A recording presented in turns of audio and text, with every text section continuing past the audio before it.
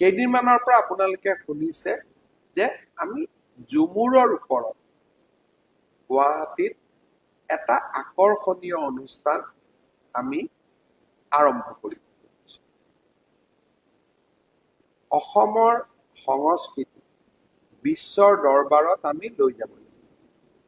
যোৱাবাৰ আমি বিহুক বিশ্বৰ দৰবাৰত লৈ গৈছিলো। মানুহৰ মনত উৎসাহ উদ্দীপনাৰে ভৰি পৰিছিল। এইবাৰ আমি 800খন চাহ বাগিচাৰ পৰা 100 গৰাকীকৈ আমি ঝুমুৰ শিল্পীক গুৱাহাটীত মাতিম।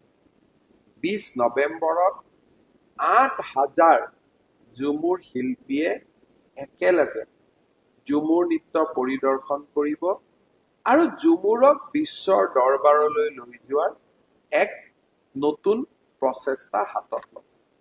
মই আশা কৰোঁ যে ইয়াত আৰু সমালোচনা যাতে কোনেও নকৰে। অসমৰ সংস্কৃতিক বিশ্বৰ বুকুত লৈ যাবলৈ প্ৰচেষ্টাক অন্ততঃ যাতে সমালোচনা কৰা নহয়।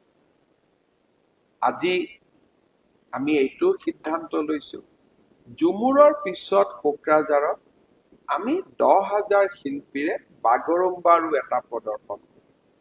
কাৰণ অসমৰ ছফ্ট পাৱাৰ বহুত ৰাজ্যৰ হাৰ্ড